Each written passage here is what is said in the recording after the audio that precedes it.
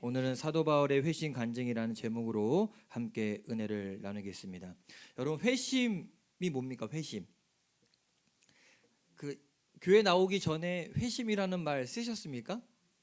잘 안 씁니다. 교회에서는 근데 회심이라는 말을 써요. 예수님을 믿지 않던 사람이 예수님을 구원자로 믿기로 결단하는 사건을 회심이라고 이야기해요. 그래서 회심에는 두 종류가 있습니다. 급진적인 회심이 있어요. 갑자기 어떤 계기로 인해서 하나님을 만나는 거. 점진적인 회심이 있습니다. 천천히 하나님을 만나가는 거. 이 급진적 회심의 대표적인 성경 인물이 바로 사도 바울이 될 것이고, 이 점진적인 회심의 대표적인 인물이 디모데가 될 것입니다. 디모데는 어려서부터 예수 믿는 집안에서 태어났거든요. 모태신앙으로 태어나서 예수님을 구주로 믿고 받아들인 경우, 이걸 디모데 형이라고 이야기하고, 처음에 예수님 믿지 않았지만 어떤 날 갑자기 어떤 사건을 계기로 인해서 마음의 변화가 일어나서 예수님을 믿게 된 경우를 우리는 바울 형이라고 할 수 있습니다. 여러분은 어떤 형입니까? 점진적으로 예수님을 믿게 된 형입니까? 아니면 어느 날 갑자기 예수님을 믿게 된 형입니까? 어느 형이? 한번 물어볼까요? 난 바울 형이다. 처음에 예수님 믿지 않았지만 어떠한 사건으로 인해서 예수님을 믿게 되었다. 나는 디모데 형이다. 태어나면서부터 예수님 믿는 가정에 태어났지만 잘 모르고 자라다가 서서히 성령을 받고 은혜를 받음으로 내가 지금 이 자리에 있다. 나는 디모데 형이다. 난 모르겠다. 어느 날 보니까 여기 있다. 여러분, 그런데 이 바울과 같은 이 급진적인 회심의 경우라 해도 다 똑같지는 않습니다. 여러 가지 다양한 사건과 경험으로 인해서 개인적인 회심 사건이 일어날 수 있어요. 그래서 이 바울처럼 환상을 보거나 뭐 이런 경우도 있지만, 어느 날 교통사고가 나기도 하고, 어느 날 뭐 식구들의 변화로 인해서 예수님 믿는 경우들이 있습니다. 그래서 오늘 우리가 읽은 말씀은 사도 바울이 이 자신의 회심 사건을 간증하는 부분인데, 여기에 보면 그가 회심할 때 동반된 여러 가지 현상들이 나타납니다. 하늘로부터 강한 빛이 비쳤고, 그 빛 때문에 실명도 하고, 그가 땅에 엎드러졌을 때 또 뭐 했습니까? 음성이 들렸습니다. 눈에서 또 비늘 같은 것이 떨어져 나간 것들, 이런 사건들이 쭉 설명해 나갑니다. 여러분, 이런 사건을 경험해야만 회심을 할까요? 이런 종교적인 현상들이 정말 회심에 가장 중요한 역할을 할까요? 아닙니다. 이거는 부수적인 것에 불과해요. 우리가 회심할 때 이상한 현상을 경험할 수도 있습니다. 병이 나을 수도 있습니다. 그런데 그것이 회심의 본질은 아닙니다. 병 나았다고 다 예수님 믿을까요? 환상 봤다고 다 예수님 믿을까요? 아니거든요. 그렇다면 회심의 본질은 무엇일까? 우리가 오늘 말씀을 통해서 회심의 본질이 무엇인지를 좀 알게 되기를 바랍니다. 우리 지난주에 혹시 말씀 기억합니까? 우리가 예루살렘 교회 지도자들이 소동이 일어나면 안 되니까 너네가 결례를 행하자라고 제안했죠. 그래서 바울이 그 결례 행하는 것에 대해서 받아들이게 되고 결례를 행했다는 말씀을 나눴습니다. 기억하시죠? 뭔 얘기 하나 싶으면 제가 나눠둔 큐티집에 지난주 걸 한번 살짝 들춰보면 그 얘기가 나옵니다. 그 결례 기간이 다 끝날 때쯤에 소동이 안 일어나는 것이 아니라 아시아로부터 온 유대인들이 성전에 있는 바울을 보고서 무리들을 충동질합니다. 그리고 이들은 바울을 붙들고 이스라엘 사람들아, 이 사람이 각처에서 우리 백성과 율법과 이곳을 비방했고 헬라인을 성전에 데리고 와서 거룩한 성전을 더럽혔다라고 소리칩니다. 생각해 보세요. 수많은 유대인들이 예배드리려고 모였는데 바울을 붙잡고 이 바울이 성전을 더럽혔어, 이 바울이 율법을 더럽혔어 라고 이야기하니 유대인들이 가만둘까요? 어떻게 할까요? 유대인들은요, 성전 아주 귀하게 여깁니다. 율법 아주 소중하게 여깁니다. 그랬더니 순식간에 수많은 유대인들이 그래? 하면서 진실을 중요하지 않아요. 이 사람이 그렇게 했다는 그 소문이 더 중요한 거예요. 그래서 붙잡고 밖으로 끌어내서 그를 죽이려고 끌고 나갑니다. 이때 예루살렘에서 소동이 일어났다는 이 소식을 보고를 받습니다. 천부장은 1000명의 부하를 이끄는 지도자. 그 당시에 여기 치안을 담당하고 있는 치안감이라고 생각하시면 돼요. 그래서 이 천부장이 급히 백부장들과 함께 로마 군인들을 데리고 그 소동을 잠재우려고 현장에 급파됩니다. 가서 보니까 그 소동의 원인이 누군 것 같아요? 유대인이 아니라 바울이 문제인 거예요. 바울을 붙잡고 사람들이 막 죽이려고 하니까, 그러니까 천부장이 급하게 사람들을 막고 바울을 체포합니다. 그리고 바울을 쇠사슬로 묶고는 영내로 데리고 들어가려고 했습니다. 왜? 가만뒀다가는 바울도 죽겠고 거기가 소란이 나서 안 되니까 빨리 잠재우려고. 자, 근데 그렇다면 바울의 입장에서 유대인들은 때리고 고함치고 막 야단을 치고, 또 군인이 급파돼서 군인은 자기를 쇠사슬로 묶고 안으로 끌려가려고 그래요. 여러분이 바울이라면 마음이 어떨 것 같습니까? 뭐라 그럴래요? 그 자리에서 난 억울해요, 난 그런 적 없습니다 라고 먼저 하지 않겠습니까? 잠깐만요, 변호사 좀 불러주세요. 잠깐만요, 나 거기 예루살렘에 있는 야고보 좀 불러, 이렇게 자기 인척을 좀 부르지 않겠습니까? 바울도 순간적으로 천부장에게 잠깐만요 라고 소리를 칩니다. 그리고 나에게 좀 말할 기회를 달라, 나도 좀 말할 수 있는 기회를 달라 라고 이야기해요. 천부장이 허락해요. 왜? 얘가 무슨 일을 당했는지 좀 궁금하기도 한 것 같아요. 그래서 바울이 영내로 들어가는 계단에 서서 거기 모여있는 수많은 유대인들에게 말을 하기 시작합니다. 근데 무슨 말로 하냐면 히브리 말로 이야기해요. 자, 이 당시에는 로마의 식민지였기 때문에 거기에 헬라 말 쓰는 사람도 많고 히브리 쓰는 사람, 말을 쓰는 사람도 있습니다. 근데 대부분 다 외부에서 온 사람들은 헬라 말을 쓰고 유대인들만 히브리어를 쓰겠죠. 근데 유대인들이 자신들의 언어로 이야기하는 이 바울의 모습을 보고 순간적으로 조용해집니다. 왜? 우리말로 하네? 하면서. 오늘 우리가 읽었던 내용이 바로 그 내용입니다. 바울은요, 수많은 무리들에게 매를 맞고 죽을 뻔했다가 로마 군인들에 의해서 겨우 구조된 사람입니다.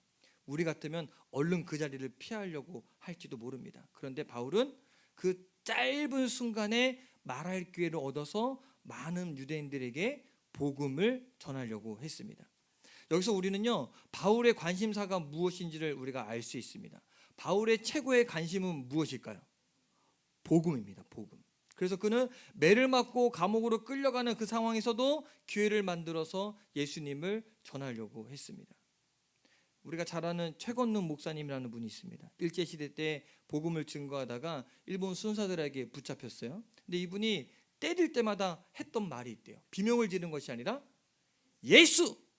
또 치면 천당, 또 치면 예수! 또 치면 천당. 그러니까 순사가 또 그만 좀 하라 그랬더니 내 속에는 예수님으로 가득 차서 때려봐야 예수밖에 안 나온다고. 이 목사님에게는요, 복음 전도라는 사명으로 꽉 차 있었어요. 그 관심으로. 마찬가지로 바울도요, 그 매를 맞고 감옥으로 끌려가는 그 상황에서도 어떻게든 기회를 만들어서 누구를 이야기하려고 한 거예요? 예수님을 전하려고 한 겁니다. 그의 관심은 성공이냐 실패냐도 아니고, 매를 맞느냐 안 맞느냐도 아니고, 다쳤냐 아니냐도 아니고, 어떻게 하면 이 상황을 모면하느냐도 아니고, 오직 하나, 예수님. 내가 만난 예수님이야말로 온 이스라엘이 기다리던 바로 그 메시아다, 이 사실을 유대인들에게 전하고 싶었던 것입니다. 자신은 얻어맞더라도, 심지어 감옥에 들어가더라도 십자가 복음만 전하면 된다는 거예요. 그가 기뻐할 수 있는 유일한 방법, 내가 복음을 전하는 것이라는 거예요. 여러분의 관심은 무엇입니까? 복음입니까? 아니면 잘 되는 겁니까? 그렇다면 이 바울을 붙잡았던 천부장의 관심은 무엇일까요? 남의 일이라 신경 안 쓸 수도 있지만 아마 그는 치안 책임자였기 때문에 예루살렘의 치안에 최고의 관심이 있었을 거예요. 그렇기 때문에 치안을 방해하는 사람은 누구든지 체포했을 겁니다. 그러면 유대인의 관심은 뭐였을까요? 유대인의 관심이 뭐였길래 그 소동을 난리피고 바울을 때리고 바울을 감옥에 누려고 했을까요? 왜? 유대인의 관심은요, 율법입니다. 율법을 지키는 거, 성전을 소중히 여기는 거. 근데 여러분, 율법과 성전은 다 누가 주신 겁니까? 하나님이거든요. 근데 하나님에 관심 없고 뭐에만 관심 있어요? 그렇기 때문에 아시아에서 온 사람들이요, 바울이 성전을 더럽혔다 이 한마디에 이들이 대노하면서 바울을 잡아서 때리고 성전 밖으로 끌어내서 그냥 감옥에 가두는 것뿐만 아니라 잡아서 죽이려고 했던 겁니다. 대체로 무엇에 관심을 가지고 사는가, 그 사람이 누구인지를 말해줍니다. 한번 여러분 점검했으면 좋겠어요. 여러분은 무엇에 관심을 갖고 사십니까? 어떤 사람은요, 하루 종일 돈 벌 생각만 합니다. 어떤 사람은요, 하루 종일 노는 것만 생각합니다. 어떤 사람은요, 하루 종일 건강만 생각하면 사는 사람도 있습니다. 그렇다면 여러분, 우리 그리스도인들의 최고의 관심은 무엇이 되어야 되겠습니까? 우리는 사도 바울의 관심이 오직 예수님이었다는 것을 주목해야 될 필요성이 있습니다. 그는 사나 죽으나 오직 예수님만 생각했습니다. 그래서 바울은요, 어떻게 하면 예수님을 잘 전할 수 있을까? 바울의 생각, 유대인에게는 유대인처럼, 이방인에는 이방인처럼 뭐만 전하면 돼요? 복음만 전하면 된다는 거예요. 유대인들이 자신을 때리고 회를 가했지만 아주 잠깐의 기회가 전해졌을 때 그 관심이 복음에 있기 때문에 유대인들에게 복음을 전한 것입니다. 자, 그러면 바울이 어떻게 자신의 간증을 통해서 예수님을 전했을까? 왜냐하면 최고의 복음 전파는 간증이거든요. 야, 누가 그랬더더라, 이건 소용없고요. 내가 만난 예수님을 전하는 것이 최고의 전도입니다. 한번 어떻게 이야기 시작했는가? 3절 4절 말씀에 한번 읽어볼게요. 시작. 나는 유대인으로 길리기아 다소에서 났고 이 성에서 자라 가말리엘의 문화에서 우리 조상들의 율법에 엄한 교훈을 받았고 오늘 너희 모든 사람처럼 하나님께 대하여 열심히 있는 자라. 내가 이 돌을 박해하여 사람을 죽이기까지 하고 남녀를 결박하여 옥에 넘겼노니. 우리가 보통 간증을 시작할 때 내가 말이야 예전에 내가 도박도 하고 모도 하고 내가 말이야 옛날에는 술도 마시고 담배도 폈지만 지금은 안 그래 라고 뭐부터 시작해요? 예? 예수 만나기 전의 삶부터 시작하죠. 바울이 지금 이야기해요. 예수 믿기 전에 자신의 삶을 아주 짧게 소개합니다. 첫째, 자신의 출생에 대해서 이야기해요. 자신은 어디 출신이냐고 얘기하냐면 길리기아 다소 출신이라는 거예요. 여기서 태어난 사람들은요, 특권이 주어집니다. 뭔지 아십니까? 로마의 시민권이 주어집니다. 이 로마의 시민권은 돈 주고도 사기 힘들어요. 나중에 그 이스라엘의 이 분봉왕이었던 헤롯이요, 그 로마 시민권을 좀 얻고 싶어서 그렇게 난리 폈는데 못 얻었어요. 그런데 바울은 이미 태어나면서부터 로마의 시민권을 가졌어요. 자, 두 번째, 자신의 학문적인 배경에 대해서 말하고 있습니다. 자신은 가말리엘의 문화에서 조상들의 율법을 엄하게 교육받았다고 이야기해요. 이 가말리엘은요, 당시에 랍비 중에 최고예요. 서울대의 최고의 교수님이라고 생각하시면 돼요. 근데 그분한테서 율법을 배운 거예요. 그리고 세 번째, 자신도 예수 믿는 사람들을 박해하여 사람을 죽이기까지 했다고 말합니다. 이 말을 다르게 표현하면 당신들이 지금 나를 핍박하고 죽이려고 흥분하고 있지만 사실 나는 당신들보다 더했어. 당신 여기서 멈추지, 나는 출장까지 가서 괴롭혔던 사람이야 라고 이야기해요. 그런데 하나님께서 이런 정통파 유대인 바울을 어떻게 변화시켰는가? 이제 변화된 이야기를 합니다. 6절 7절 다시 한번 읽어볼까요? 시작. 가는 중 다메섹에 가까이 갔을 때 오정쯤 되어 호련히 하늘로부터 큰 빛이 나를 둘러 비치매 내가 땅에 엎드러져 들으니 소리가 있어 이르되 사울아 사울아 내가 왜 나를 박해하느냐 하시거늘. 우리가 너무나 잘 아는 이야기죠. 이미 사도행전 9장 우리가 설교할 때 이야기를 하고 넘어갔거든요.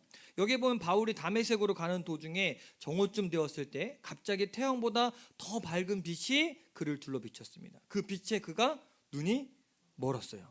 그리고 그 자리에서 거꾸러졌습니다. 그 부활하신 주님이 나타나서 한마디 하십니다. 사울아 사울아 네가 왜 나를 박해하느냐. 그 말씀하셨어요. 그 순간 바울이 얼마나 놀랐겠습니까? 빛을 본 것도 놀랐는데 그 음성이 들린 것도 더욱 놀란 겁니다. 그러면 바울은 주님의 음성을 듣는 순간 너무 놀라서 생각할 틈도 없이 이렇게 묻습니다. 주님 누구십니까? 여러분, 근데 이 주님 누구십니까? 이 물음 한마디가 바울의 인생을 바꾸는 아주 매우 중요한 질문이었어요. 바울은 지금까지 예수님은 이단의 괴수라고 생각했어요. 그래서 하나님을 믿는 그 열심으로 예수 믿는 자들을 잡아오는 것이 옳다고 생각했어요. 그런데 지금 나타난 이분, 정말 예수님인가? 정말로 내가 박해하던 그 예수님이 맞나?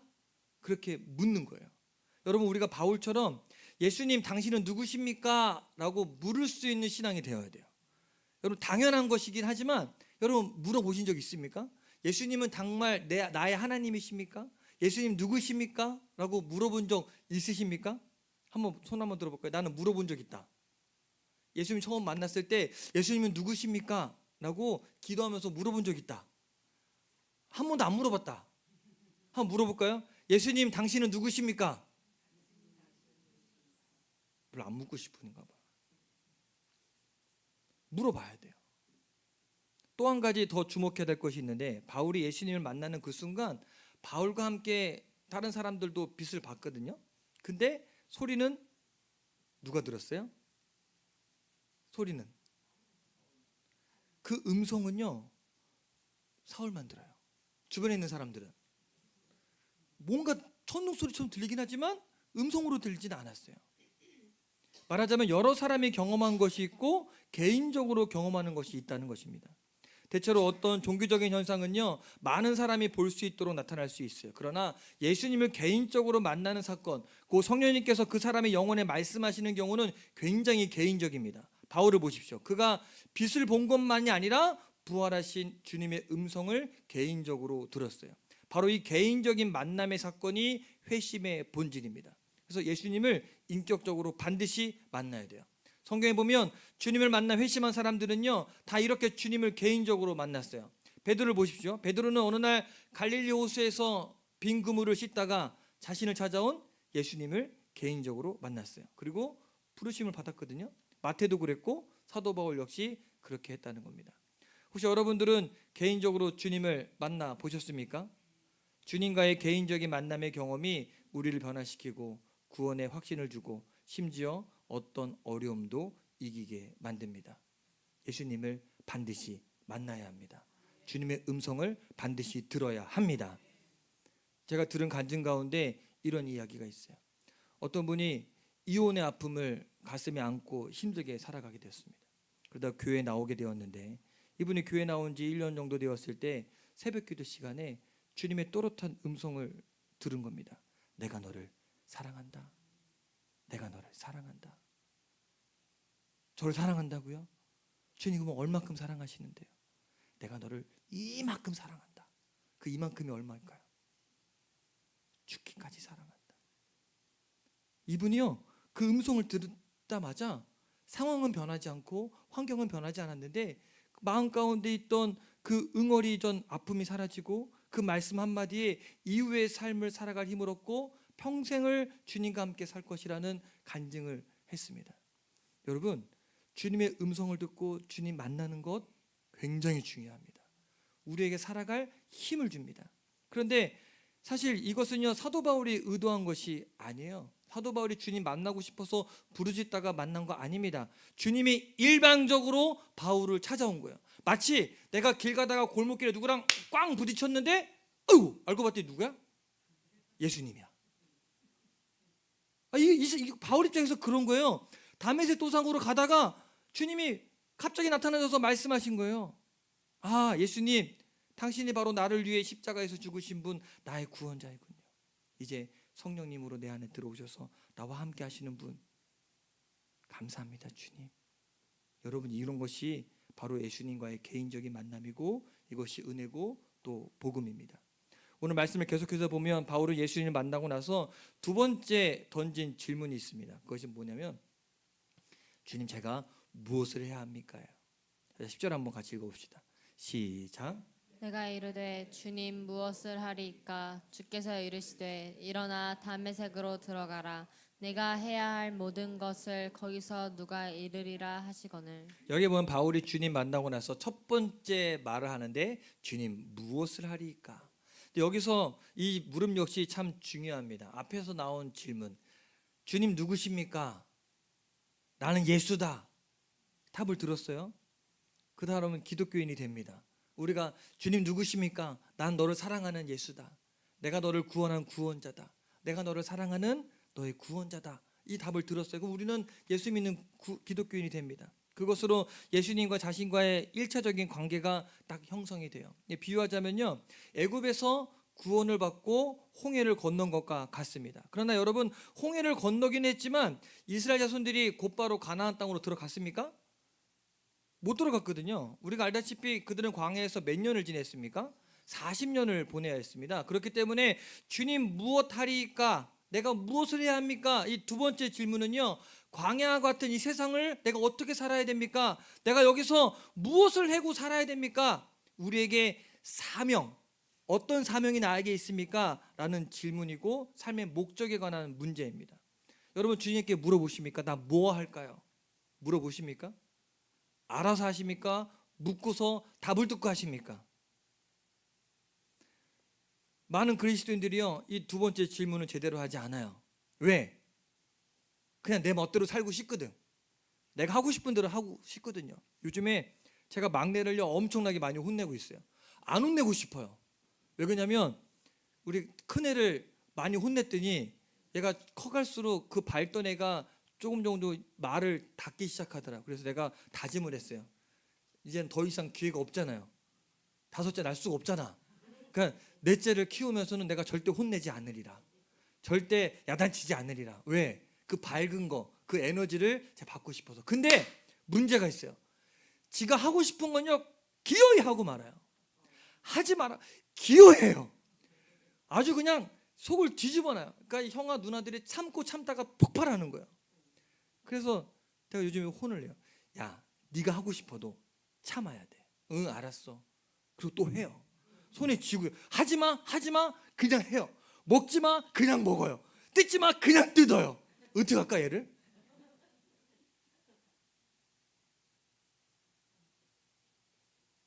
아빠 해야 돼?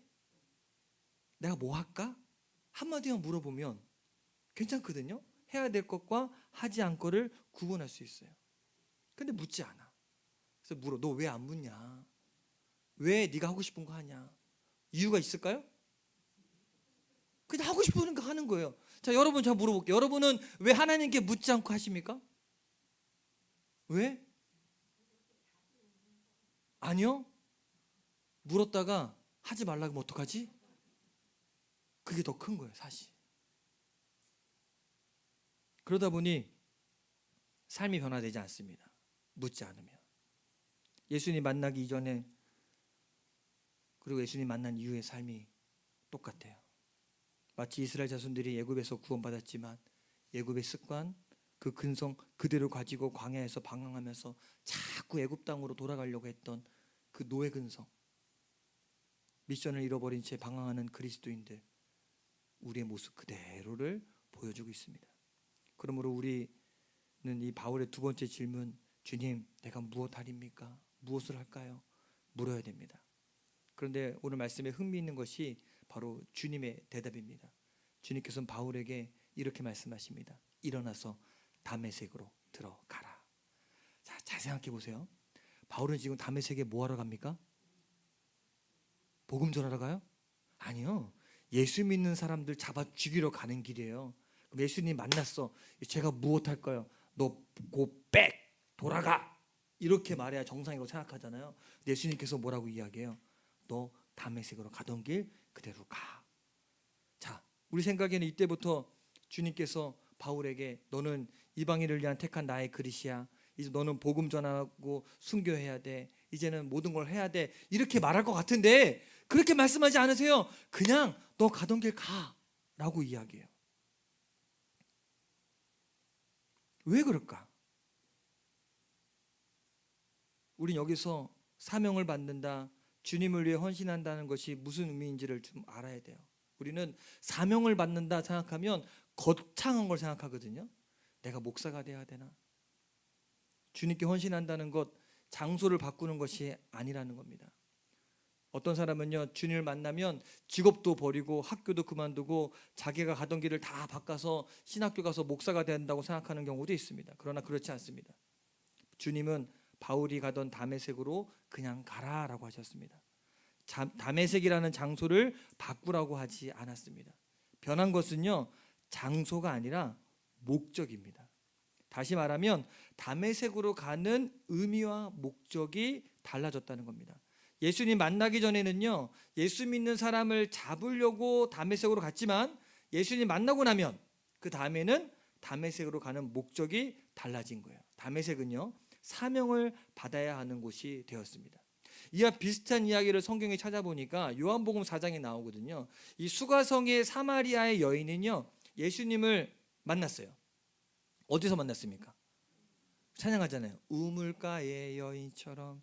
우물가의 여인이요, 남들이 왔다 갔다 하지 않는 대낮에 사람 부딪히기 싫어서 그 우물가에서 만나다가 예수님을 물들어 왔다가 예수님을 만나요.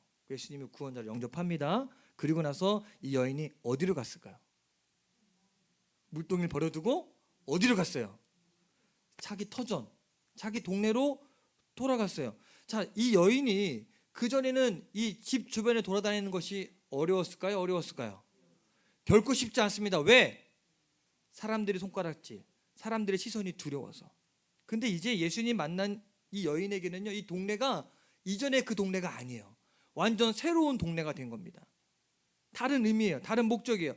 옛날에는 다니기 싫은 장소였지만, 만나기 싫은 사람들이 있는 장소였지만, 이제는 내가 예수님을 만났다, 내가 메시아를 만났다, 그들은 내가 복음을 전해야 될 선교의 대상자가 되었다는 겁니다. 내 동네가 이제는 선교지가 된 것입니다. 예수님 만난 사람들에게는요, 나의 가정과 직장이 새로운 의미로 다가와야 합니다. 달라져야 돼요.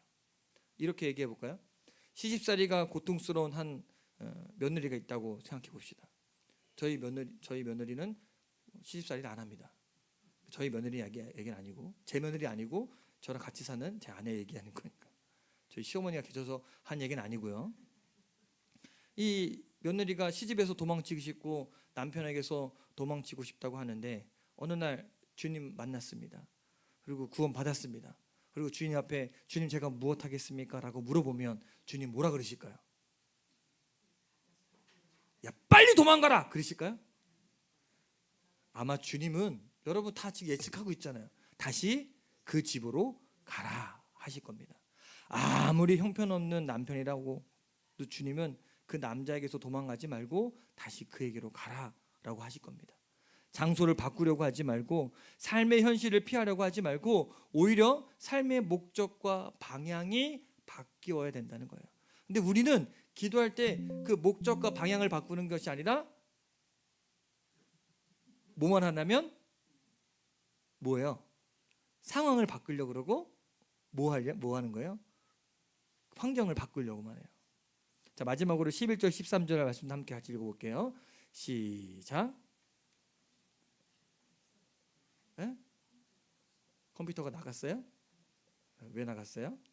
자, 11절에서 제가 읽어드릴게요. 나는 그 빛의 광채로 말미암아 볼 수 없게 되었으므로 나와 함께 있는 사람들의 손에 끌려 다메섹에 들어갔노라.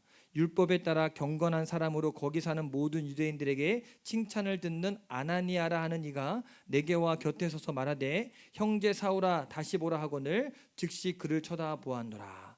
자, 여기에 보면 사도 바울은요, 빛을 본 후에 그 빛의 광채 때문에 순식간에 시력을 잃었다고 말합니다. 너무 강력한 빛을 보면요, 눈에 무리가 오는 것은 너무나 당연한 현상입니다. 눈이 보이지 않게 되자 그는 다른 사람들의 도움받아서 다메섹으로 들어갔습니다. 아마 모든 것이 혼란스러울 거예요. 사도행전 9장에 보면 그는 식음을 전폐하고 사흘 동안 아무것도 할 수 없었습니다. 당시 그는 자신을 만난 주님이 정말 예수님인지 이 땅에 오신 메시아인지 아마 속으로 계속 묻고 또 물었을 거예요. 사흘 동안 바울이 할 수 있었던 거는 자기의 학식, 지식으로 메시아가 정말 예수님인지를 추측할 수 있는, 여러분 충격이 딱 당하면 제일 먼저 뭐 합니까? 여러분은 밤에 계속 생각하죠. 계속 꿈을 생각하고. 바울이 아마 사흘은 그 시간이었을 거예요. 사흘이 지난 다음에 주님의 제자 아나니아가 그를 찾아와서 그에게 안수하고 기도해 줬습니다. 다시 보라 했을 때 눈에서 비늘 같은 것이 떨어져 나가면서 다시 두 눈이 보게 되었습니다. 그러므로 빛을 보고 아무것도 먹지 못하고 아무것도 보지 못하고 했던 그 사흘의 시간은 바울에게 있어서는 굉장히 중요한 시간이었습니다. 아마 하나님께서 일부러 사도 바울의 눈을 멀게 했을 것입니다. 그를 가만히 있도록 붙잡아 두고 세상에 대해서 눈을 감게 하고 예수님에 대해서 눈을 뜨게 하신 것 같습니다. 사람들은요, 대체로 정지해야 사물을 제대로 볼 수 있게 됩니다. 너무 바쁘게 움직이다 보면 못 보는 것이 너무나 많습니다. 여러분, 차 타고 슝슝 지나가면 뭐 볼 수 있습니까? 걸어가면 보는 게 다릅니다. 어떤 분의 말에 의하면요, 환자가 병원에 입원하면요, 보통 아프든 안 아프든 제일 먼저 하는 게 있습니다. 그게 뭔지 아십니까? 링거를 딱 꽂아요. 왜 꽂아놓은지 아세요? 네? 수액막 건강해지라고? 움직이지 말라고. 너 아프니까 움직이지 마. 그럼 환자는요, 꼼짝 못하고 침대에 누워 있어야 돼요. 그리고 환자분들 대부분 링게를 꽂는 순간 자각하게 돼요. 아, 나 환자구나. 나 돌아다니면 안 되는구나. 여러분, 우리의 인생에게도요, 잠깐 이 멈춤의 시간이 필요합니다. 세상에 대해서 잠깐 눈을 감는 시간이 반드시 필요해요. 그래야만 하나님에 대해서 눈을 뜨게 될 것입니다. 그래서 하나님은요, 바울의 눈을 멀게 하고 사흘 동안 꼼짝하지 못하게 붙잡아 놓고 그로 하여금 예수님만 생각하게 한 것입니다. 때때로 저와 여러분의 인생에도 멈춤의 시간이 있을 수 있습니다. 생각하지 않았던 질병을 당하기도 하고 사업이 어려워지기도 합니다. 그러나 여러분, 그런 고통과 어려움이 닥쳐올 때 너무 절망하지 마십시오. 고난과 어려움은 꼭 나쁜 것만이 아닙니다. 사업이 잘 안 되어서 오갈 데 없어졌을 때, 집안에 생긴 문제 때문에 밖에 나갈 수도 없을 때, 혹시 몸이 아파서 꼼짝 못하고 자리에 누워 있을 때, 그 시간이 사도 바울에게는 그 사흘처럼 우리에게는요, 세상과 욕심에 눈 감게 하는 순간이 될 수 있습니다. 이제 말씀을 정리하겠습니다. 오늘 우리는 사도 바울처럼 두 가지를 물을 수 있게 되길 바라요. 주님, 누구십니까? 주님, 제가 무엇 할까요? 이 두 가지 물음을 통해서 우리는 사도 바울처럼 세상을 향해 눈을 감고 하나님을 향해 다시 눈을 뜨는 놀라운 은혜를 경험하게 되기를 간절히 축원합니다. 한번 물어볼까요? 주님 누구십니까? 그럼 예수님이 여러분에게 뭐라고 말씀하실까? 한번 꼭 들을 수 있게 되길 바라요.